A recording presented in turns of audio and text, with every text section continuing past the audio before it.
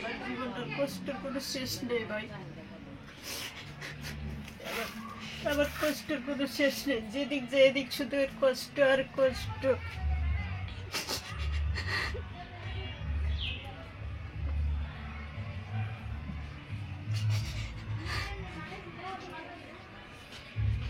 মানে না এদিক যেতে পারি না সেদিক যেতে পারি, তো মা থইয়া বোন থইয়া না নিজে একটা খাউন চড়াইতে পারি না একটা কেউ খাউন দিতে পারি। তার বিনিময়ে আজকে এনের যদি আবার একটা চলাফেরার একটা স্বপ্ন আছে, আবার নিজের একটা ভবিষ্যৎ আছে। আমার মা পূর্ব মানুষ,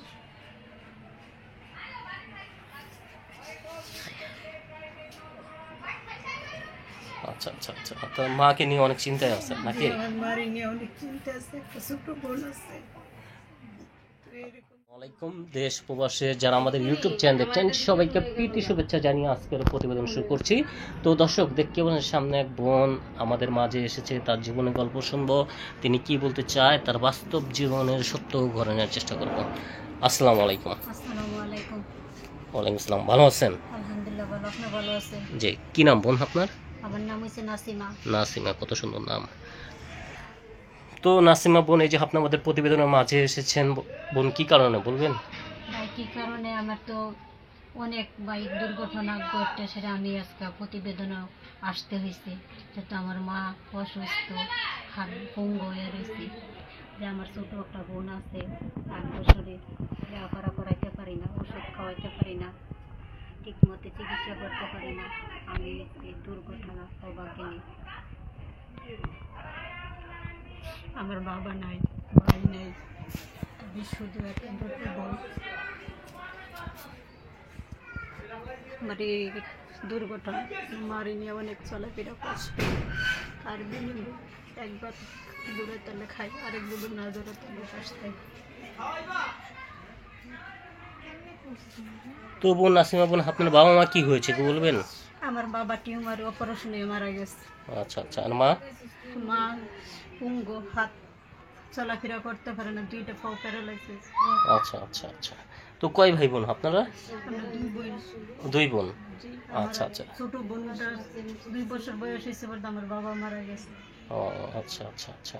তো এখন মানে ছোট বোনের বয়স কত? 8 বছর। 8 বছর। আচ্ছা, তো আপনার বয়স কত বোন? আমার বয়স 23 23 বছর। আচ্ছা, তো আপনি বিয়ে শাদী হয়েছে নাকি? হয়েছিল, গাজীর মেলে আগুন লেগে মারা গেছে। আচ্ছা আচ্ছা, মানে আগুন লেগেছে? পেট্রোলের মধ্যে টেক্সটাইলে কাজ করতো, মারা গেছে। আচ্ছা, ইন্দ্রাজিম। আচ্ছা, তো এখন মানে আপনি কি করতে চাচ্ছেন বোন? আমি ভাই কি করতে চাইতেছি, এটা আমার জীবনে একটা মারে নিয়ে, সেটা বোনের নিয়ে যদি কেউ একটা সহযোগিতা করে, যদি একটা এরকম ভালো মনের মানুষ পাই, চলতে পারি সব নিয়ে, সেটা এইরকম। আচ্ছা আচ্ছা, তো আপনি চাচ্ছেন যে আপনার মা এবং বোন দুজনকে নিয়ে আপনি সুখে শান্তিতে মানে বসবাস করতে চাচ্ছেন। আচ্ছা, তো বোন আপনার কি এখন বিয়ে শাদী করার ইচ্ছা আছে?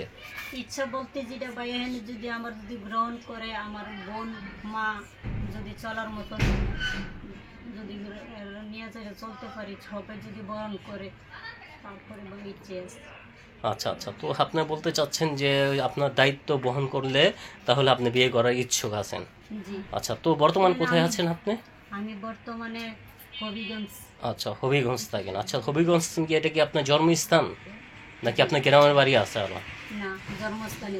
আচ্ছা, তো হবিগঞ্জে থাকেন না? জি, আচ্ছা আচ্ছা আচ্ছা, তো এমনি কি কাজ করেন? আমি এমনি কাজ করি, কিন্তু বাসাতে কাজ করি। আচ্ছা আচ্ছা, বাসা বাড়িতে কাজ করেন। জি। তো কাজ করে কত ইনকাম হয়?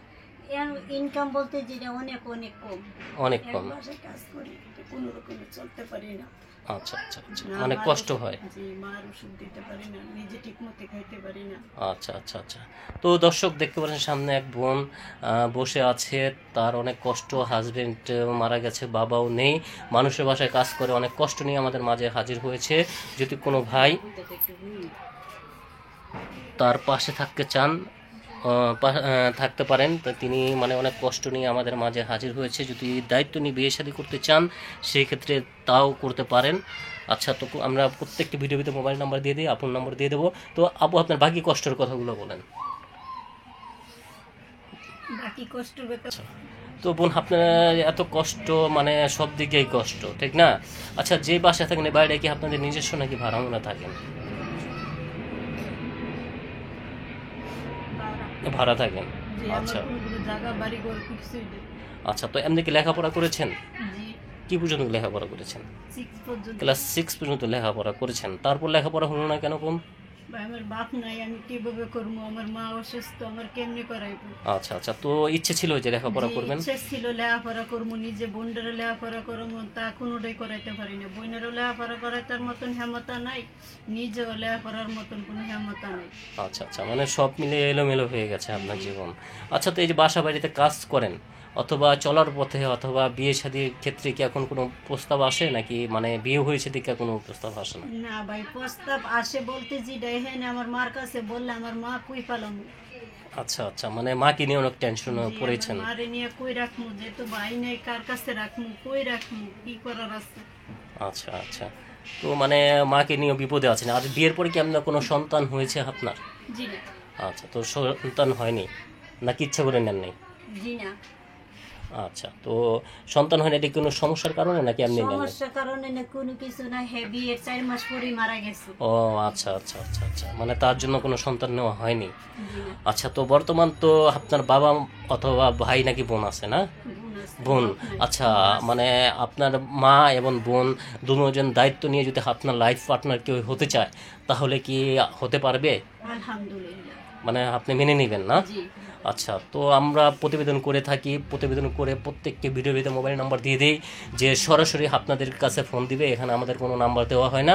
ভালো লাগলে আপনাদের কাছে ফোন দিবে, বিয়ে করলে সেক্ষেত্রে আপনাদের কাছে ফোন দিবে, সব ক্ষেত্রে আপনাদের কাছে ফোন দিবে।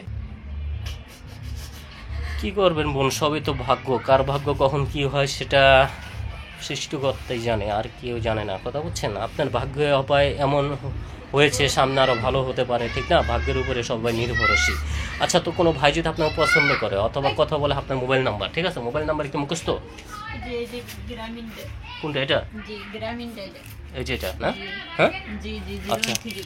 আচ্ছা, তো বোন আপনার নাম্বার দিয়ে দেবো, দর্শকের পছন্দ করলে আপনাকে ফোন দিবে, বিয়ে করলে সেক্ষেত্রে আপনাকে ফোন দিয়ে যাচাই বাছাই করে নেবে এই নাম্বারে, নাকি? জি আচ্ছা, তো নাম্বারটা বলে আমার সাথে সাথে বলেন। হ্যাঁ, নাম্বারটা হলো 01 01 34 34 08 08 71 71 341 7 বলে দিছি, ঠিক আছে? দর্শকের দৃষ্টি চলে গেছে। দর্শক নাম্বারটা আবার বলে দিচ্ছি, 01 34 08 71 71 341।